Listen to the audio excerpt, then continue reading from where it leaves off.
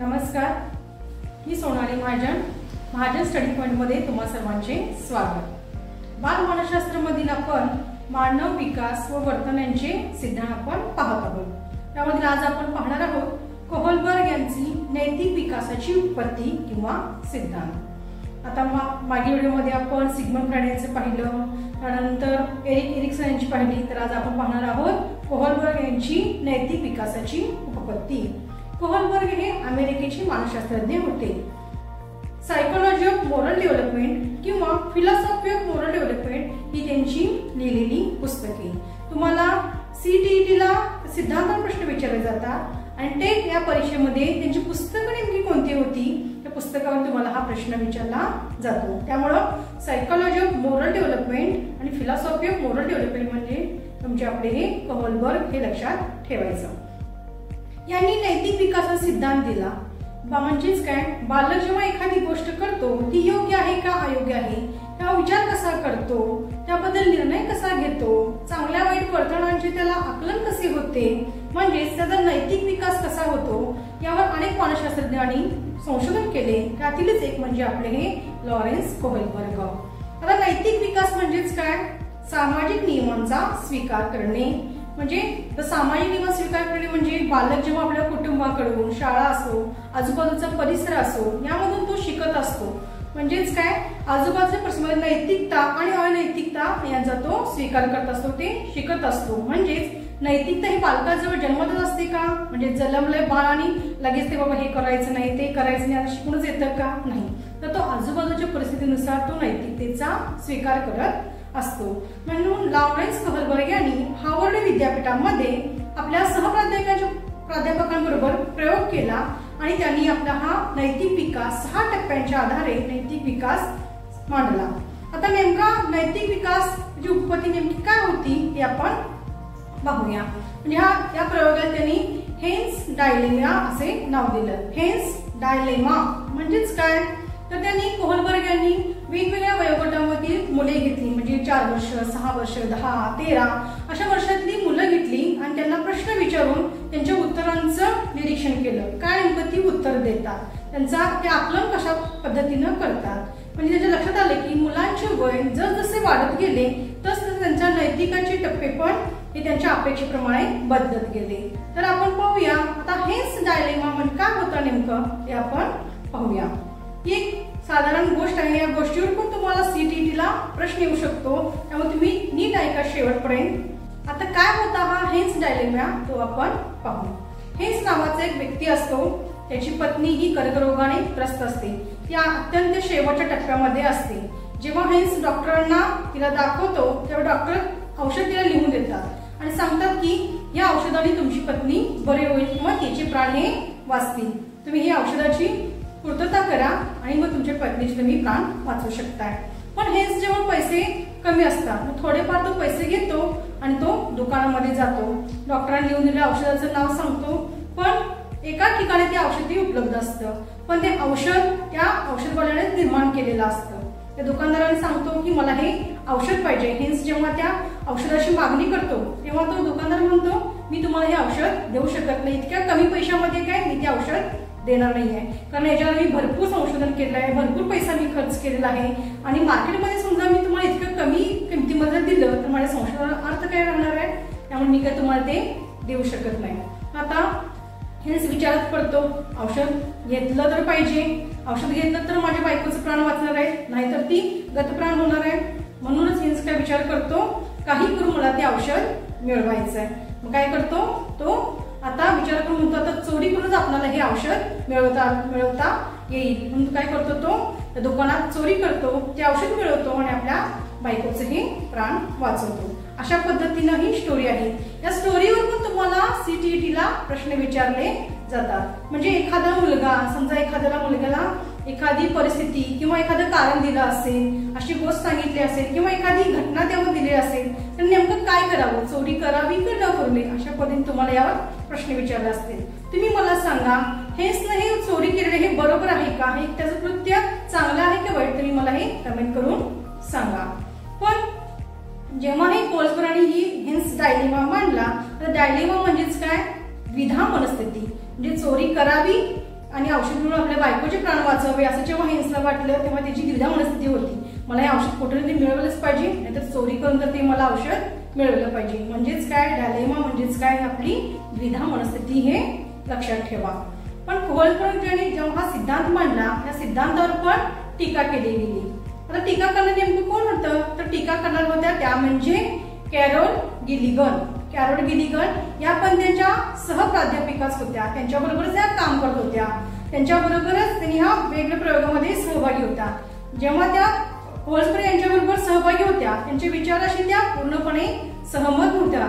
म्हणून त्यांनी काय केलं, त्यांनी आपला इन अ डिफरंट व्हॉइस या पुस्तकामध्ये हा सिद्धांत त्यांनी मांडलेला आहे. इन अ डिफरंट व्हॉइस पुस्तकाचं नीट नाव लक्षात ठेवा, कॅरोल गिलिगन यांचं इन अ डिफरंट व्हॉइस हे पुस्तक तुम्हाला टेटसाठी खूप महत्वाचे आहेत पुस्तकं. त्यामुळे या पुस्तकात त्यांनी काय केलं, कोहलबर्ग यांच्या सिद्धांतावर टीका केली, शंका उपस्थित केली. त्यानंतर नैतिक समस्याकडे पाहण्याचा स्त्रियांचा दृष्टिकोन यावर त्यांनी लिखाण केले आणि एक साहित्याने एक स्वतःची आपली ओळख निर्माण केली आपल्या या संशोधनामध्ये.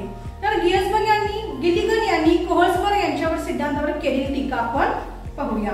तर कोहलबर्ग यांनी काय केलं होतं, प्रयोगामध्ये महिलांना स्थान कमी दिलं होतं, जास्त करून पुरुषांना स्थान दिलं होतं.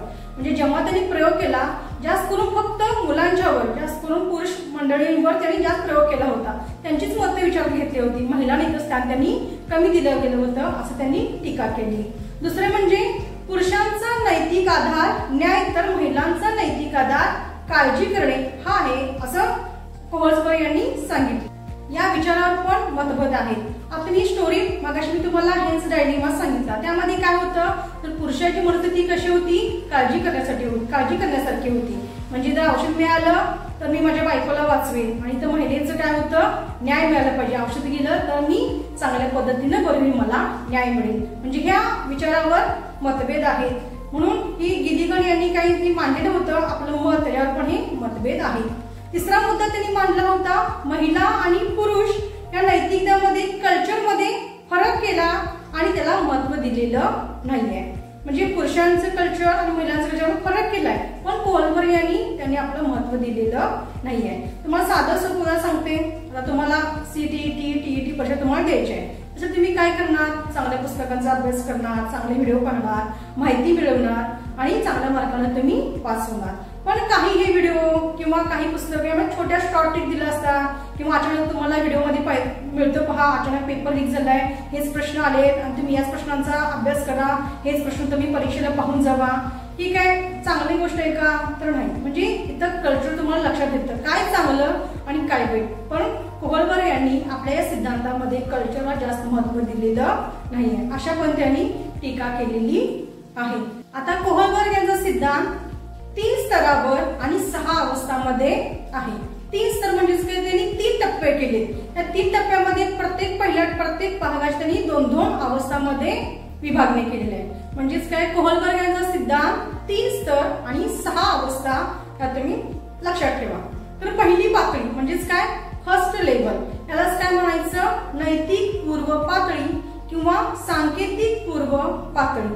नीट नाव लक्षात ठेवा, नैतिक पूर्व पातळी किंवा सांकेतिक पूर्व पातळी, हे तुम्ही नीट लक्षात ठेवा. म्हणजे प्री कॉन्व्हेन्शियल लेवल हे इंग्लिश नाव पण तुम्ही लक्षात ठेवा. इंग्लिश नावावर तुम्हाला प्रश्नपत्रिकेमध्ये लगेच तुम्हाला उत्तर चटकन येऊन जाईल.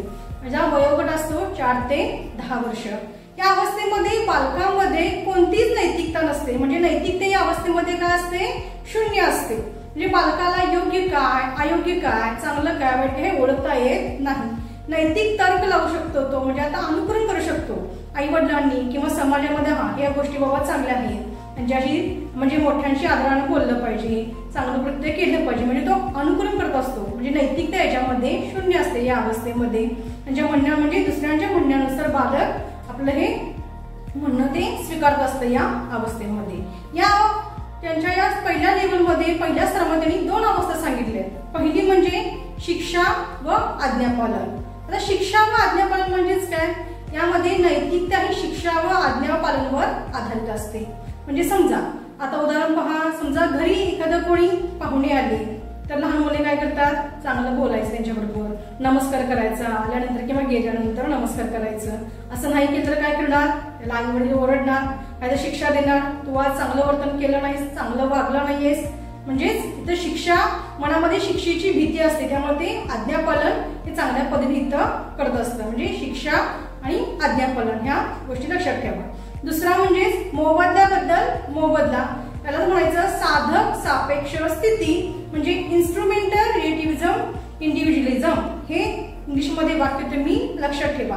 यालाच म्हणायचं टिक फॉर टॅट, म्हणजेच काय, जशाच तसं. तुम्ही आता लहानपणी शाळेमध्ये बघितलं असाल किंवा तुमचा पण प्रसंग असेल, समजा एखाद्याने खोडी काढली तर त्याची पण खोडी काढायची. समजा एखाद्याने आपलं पुस्तक फाडलं तर आपण त्याची वही फाडायची. एखाद्याने आपला दप्तराचा बंद तोडला तर त्याचं पण काहीतरी नुकसान करायचं. म्हणजे जशाच तसं लगेच इथं प्रतिउत्तर द्यायचं. या अवस्थेवर सीटीईटी मध्ये प्रश्न विचारलेला आहे. म्हणजेच काय, एक मुलगा असतो आणि एका दुसऱ्या मुलाने त्याचा टिफिन पाडलेला असतो, तो खराब होतो, म्हणून तो काय करतो, तो त्याच्या दप्तरामध्ये सगळ्या वह्या वगैरे पुस्तकं विस्कळून टाकतो. मग दुसरा मुलगा ते पाहत असतो, पण तो प्रिन्सिपलकडे तक्रार करत नाही. म्हणजेच काय, इथं काय झालेलं आहे, ही कोणत्या स्टेज मधील अवस्था आहे अशावर तुम्हाला इथं प्रश्न विचारला जातो. म्हणजे जशाच तसं इथं झाले, त्यामुळे तक्रार करण्यासारखं काहीच नाहीये असं त्या मुलाला वाटतं. म्हणून या अवस्थेमध्ये मोबदल्याबद्दल मोबदला येते, म्हणजे जशाच तसं हे लक्षात ठेवा. आता दुसरी लेवल म्हणजे किंवा दुसरा स्तर म्हणजे नैतिकतेची दुसरी पातळी काय, नैतिक सांकेतिक पातळी. यालाच म्हणायचं रूढीगत नैतिक स्तर, म्हणजेच कॉन्व्हेन्शियल लेवल. याचं वयोगट असतं वयवर्ष 10 ते 13 वर्ष.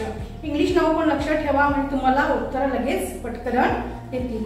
या लेवलमध्ये बालक काय असतं, सामाजिक तसेच कौटुंबिक नियमांचा ते काय करतं, विचार करायला लागतं. म्हणजे यामध्ये समाज, कुटुंब यांच्या म्हणण्यानुसार चांगलं काय, वाईट काय, योग्य अयोग्य, ह्या सर्वात जास्त करून नैतिकता समाज घटकावरच अवलंबून असते. म्हणजे समाजामध्ये चांगलं वर्तन करायचं, चांगल्या पद्धतीने राहायचं, चांगलं अनुकरण करायचं, या अवस्थेमध्ये बालक शिकत असतो.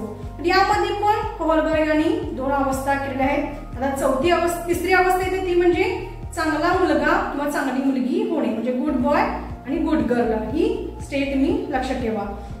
यामध्ये समाजामध्ये काहीतरी चांगल्या परंपरा किंवा चांगल्या आदर्श घटना, म्हणजे चांगलं व्यक्तिमत्व कसं करायचं, आदर्श वर्तन कसं करायचं, हे सगळं यामध्ये एकमेकांना मदत कशी करायची या अवस्थेमध्ये शिकत असतं. आता मी शाळेमध्ये माहिती आहे, म्हणजे एखादा अक्षर चांगला असेल किंवा अभ्यासामध्ये हुशार असेल तर सगळ्यात जास्त करून म्हणजे अटॅच त्याच्याकडे जास्त होतं. म्हणजे एक आदर्श चांगलं व्यक्तिमत्व, चांगलं हस्ताक्षर असणारी, हुशार असणारी, म्हणजे आपलं एक चांगलं काहीतरी नाव किंवा इथं यामध्ये चांगलं वर्तन यामध्ये आपण विकसित करत असतो. कुणाला आवडेल का हो, म्हणजे वाईट कृत्य करायला आणि चांगली जर नावं ठेवायला. म्हणून आपल्याला काय, समाजामध्ये चांगलं वर्तन म्हणजे चांगला मुलगा होणे, चांगली मुलगी होणे या अवस्थेमध्ये आपण शिकत असतो.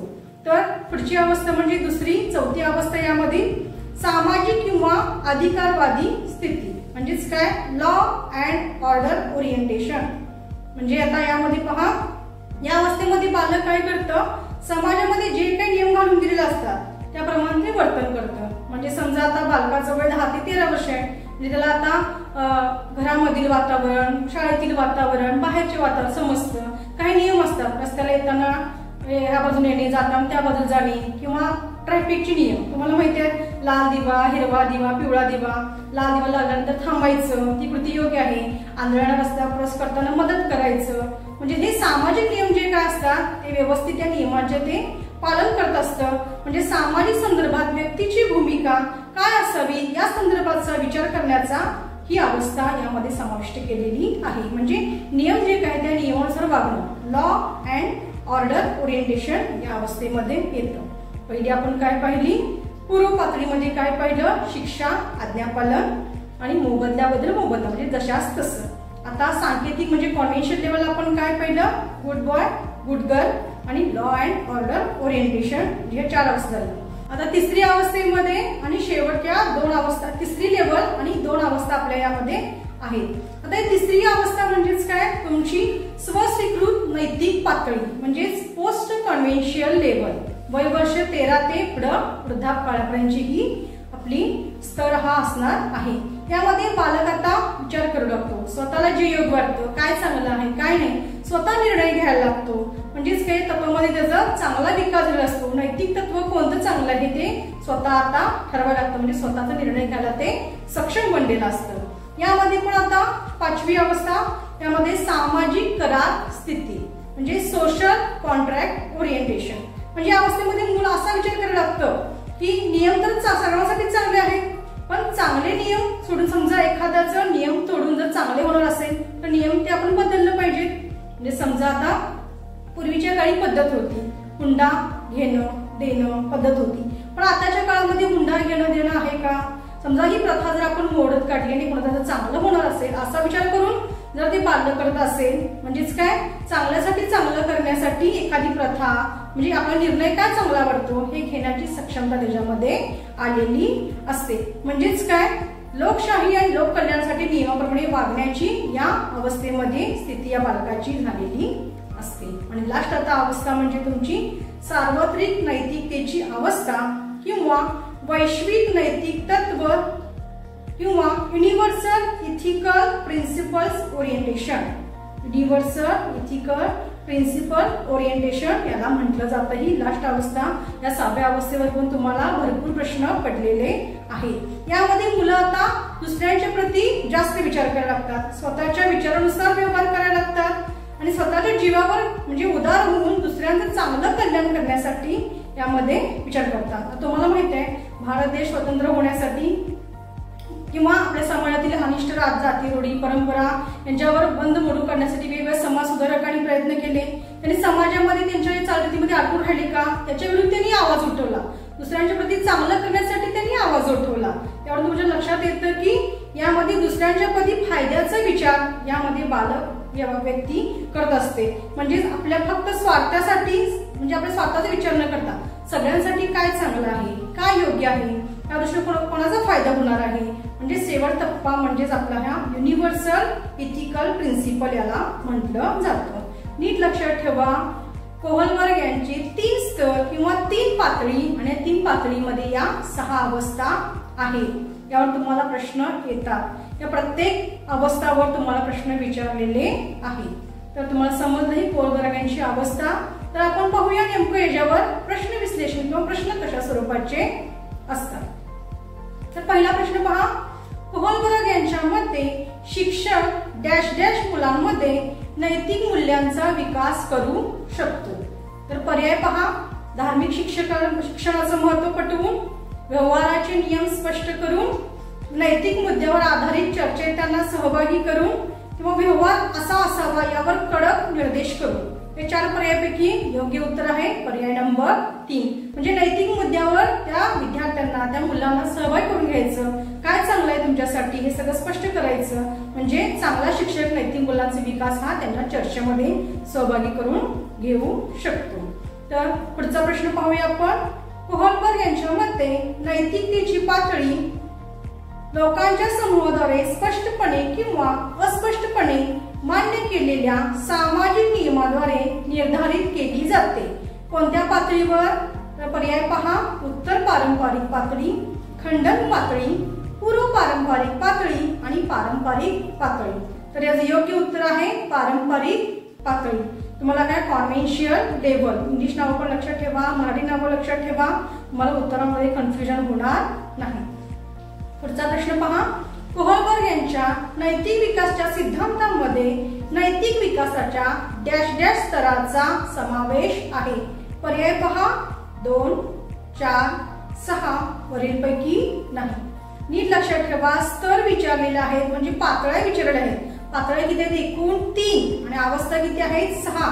पर्यायामध्ये आपलं उत्तर नाहीये, म्हणजे याचे योग्य उत्तर आहे वरीलपैकी एकही नाही। चुकून गफलत करायची नाही, 6 लिहून यायचं नाही। 6 या अवस्था आहेत आणि 3 हे स्तर आहेत। तुम्ही नीट लक्षात ठेवा, मी पहिल्यापासून व्हिडिओ नीट पहा, म्हणजे काय नेमकं सांगितलं आहे, स्तर किती आहेत, अवस्था नेमक्या कुठल्या स्तरामध्ये कोणती अवस्था आहे, त्यामुळे शेवटपर्यंत हा व्हिडिओ तुम्ही नीट पहा। तर पुढील 4था प्रश्न आपण पाहूया। 4था प्रश्न, समाजातील नैतिकतेबद्दल तुमची प्रतिक्रिया काय? तुम्हाला मुक्त प्रश्न विचारला असेल, यामध्ये पर्याय तुम्ही नीट वाचा आणि नीट तुम्ही उत्तर इथं द्या। तर पर्याय पहा, कोणत्याही प्रकारची प्रतिक्रिया देण्याची गरज नाही, सर्वत्र प्रमाणाबाहेर अनैतिकता वाढत चालली आहे. नीतिशास्त्राबद्दल माहित नसल्यामुळे प्रतिकरण देणे कठीण जाते. आणि चौथा, आपण स्वतः आपल्या आचरणात नैतिकतेचे पालन करावे. टीईटी 2014 हा प्रश्न पडलेला आहे. कसा पण प्रश्न तुम्हाला विचारला जाऊ शकतो. मुक्त प्रश्न, बंदिस्त प्रश्न या सायटीच्या किंवा या अवस्थेतून तुम्हाला प्रश्न विचारला जाऊ शकतो. तर याचे योग्य उत्तर आहे पर्याय नंबर 4. आपण स्वतः आपल्या आचरणात नैतिकतेचे पालन करणे गरजेचं आहे. पुढचा प्रश्न, कॅरोल गिलिगन यांनी टीका केली की लॉरेन्स कोहलबर्गच्या नैतिक विकासाचा सिद्धांत स्त्रीविषयक नैतिकतेचे अवमूल्यन करतो, ज्यावर जोर दिला जातो डॅश डॅश. पुढे प्रश्न विचारला आहे. तर पर्याय पहा, काळजीची नैतिकता, नैतिक आदर्श, तिसरा न्यायाची नैतिकता आणि चौथं समाजहिताची चिंता. तर याचे योग्य उत्तर आहे पर्याय क्रमांक 1 काळजीची नैतिकता. त्यांना सांगायचं होतं की पुरुष न्याय तत्वामध्ये आणि महिला या काळजीची नैतिकता यामध्ये बसतात, म्हणून याचे योग्य उत्तर आहे काळजीची नैतिकता. आता हिंदी मध्ये CTET ला पहा प्रश्न कशा पद्धतीने आलेले आहेत. कोहलबर्ग के अनुसार सही और गलत प्रश्न के बारे में निर्णय लेने में शामिल चिंतन प्रक्रिया को कहा जाता है. क्या कहा जाता है? पर्याय पहा, एक नैतिक दुविधा, दूसरा सहयोग की नैतिकता, तिसरी नैतिक यथार्थवाद आणि चौथा नैतिक तर्कणा. याचा योग्य उत्तर आहे पर्याय नंबर 4 नैतिक तर्कणा. म्हणजे तर्क करायला लागतो, तो विचार करायला लागतो की काय चांगलं आहे आणि काय वाईट आहे, म्हणजे याचा पर्याय नंबर 4. पुढचा प्रश्न, कोहलबर्ग के सिद्धांत अनुसार किस चरण पर नैतिक चिंतन शुरुआती सामाजिक परिप्रेक्ष्य पर आधारित होता है. पर्याय पहा, पूर्व पारंपरिक चरण, पारंपरिक चरण, उत्तर पारंपरिक चरण आणि दूरस्थ पारंपरिक चरण. तर याचे योग्य उत्तर आहे पर्याय नंबर 2 कॉन्व्हेन्शियल स्टेज किंवा कॉन्व्हेन्शियल लेवल. हे तुम्ही नीट लक्षात ठेवा. इंग्लिश नावं, मराठी नावं म्हणजे तुम्हाला पटकन याचं उत्तर येतं. पुढचा प्रश्न, किस अवस्था में नैतिकता शून्य होती है. मी सुरुवातीला सांगितलेलं आहे कोहलबर्ग यांनी सिद्धांत नेमका काय सांगितला त्यामध्ये तुम्हाला सुरुवातीला मी सांगितलं आहे. त्यामुळे व्हिडिओ तुम्ही नीट पहा, नीट समजून घ्या आणि शेवटपर्यंत नीट तुम्ही पहा. तर पर्याय पहा, नैतिकता का स्तर, उत्तर पारंपरिक स्तर, पूर्व नैतिकता का स्तर आणि रूढिगत नैतिकता का स्तर. तर याचे योग्य उत्तर आहे पर्याय नंबर 3 पूर्व नैतिकता का स्तर. म्हणजे प्री कॉन्व्हेन्शियल लेवल मध्ये तुमचं या अवस्था एकदम नैतिक अवस्था काय असते, शून्य असते. तुम्ही नीट लक्षात ठेवा. तर पुढचा प्रश्न CTET 2018 ला पडलेला आहे. पहा बरं, निम्नलिखित में से कोहलबर्ग के सिद्धांत का योगदान माना जा सकता है. नीट प्रश्न पाहायचा आणि नीट उत्तर त्याचं द्यायचं. पर्याय पहा, सिद्धांत में विस्तृत परीक्षण प्रक्रिया है, उनके सिद्धांत में संज्ञानात्मक परिपक्वता और नैतिक परिपक्वता के बीच सहयोग का समर्थन किया है, यह नैतिक तर्क और कार्रवाई के बीच एक स्पष्टता संबंध स्थापित करता है. लास्ट, उनकी धारणा है कि बच्चे नैतिक दार्शनिक होते हैं. त्याचे योग्य उत्तर आहे पर्याय नंबर 2 संज्ञानात्मक परिपक्वता और नैतिक परिपक्वता के बीच सहयोग का समर्थन किया. तो नेमका विचार कसा करू लागतो यांचं त्यांनी स्पष्टीकरण दिलेलं आपल्या या अवस्थामध्ये मांडलेलं आहे. आता लास्ट प्रश्न, कोहलबर्ग के सिद्धांत की एक प्रमुख आलोचना क्या है. म्हणजे इथं टीका किंवा आलोचना इथं काय आहे हा प्रश्न विचारलेला आहे. पर्याय पहा, कोहलबर्ग ने बिना किसी अनुभूतिमूलक आधार के सिद्धांत प्रस्तुत किया. दूसरा, कोहलबर्ग ने नैतिक विकास की स्पष्ट अवस्थाओं का उल्लेख नहीं किया. तीसरा, कोहलबर्ग ने प्रस्ताव दिया कि नैतिक तार्किकता विकासात्मक है. लास्ट, कोहलबर्ग ने पुरुषों एवं महिलाओं की नैतिक तार्किकता के सांस्कृतिक विभिन्नताओं के महत्व नहीं दिया. मग सर्वांनाच माहिती आहे कॅरोल गिलिगन यांनी काय सांगितलं आहे आणि त्यांनी नेमकी शेवटी संस्कृती यामध्ये पुरुष आणि महिलांना महत्व दिलं गेलेलं नाहीये. म्हणजे याचं योग्य उत्तर आहे पर्याय नंबर 4. कोहलबर्ग यांनी काय आधार सिद्धांत मांडलेला आहे तेव्हा पहिला ऑप्शन येत नाहीये. कोहलबर्ग यांनी विकासाचं स्पष्ट म्हणजे या अवस्थातून विकास स्पष्ट कसा होतो हे मांडलेलं आहे त्यामुळे दुसरा पर्याय येत नाहीये. आणि तिसरा म्हणजे नैतिकताचा तार्किक विचार तर करतात, विकास तर हा तार्किक विचार पण होतोय पण मांडलेला आहे, त्यामुळे तिसरा पर्याय येत नाही आहे। तर त्यांनी काय सांगितलं, आलोचना काय झालेली आहे त्यामध्ये, पुरुष एवं महिलाओं की नैतिक तार्किकता में सांस्कृतिकता विभिन्नताओं को महत्व नहीं दिया। हे तुम्ही नीट पहा, प्रश्न नेमकं कशा स्वरूपाचे असतात, तुम्हाला नेमकं समजलं असेल कोहलबर्ग यांचा सिद्धांत काय आहे, त्यानंतर हेन्स डायलेमा नेमकं काय आहे हे तुम्ही नीट पहा। व्हिडिओ तुम्ही शेवटपर्यंत पहा। व्हिडिओ जर आवडत असेल तर नक्कीच कमेंट करून सांगा आणि पुढच्या व्हिडिओमध्ये आपण अजून एक विकासाची अवस्था पाहणार आहोत, त्यामुळे चॅनलला सबस्क्राईब करायला तुम्ही विसरू नका। धन्यवाद।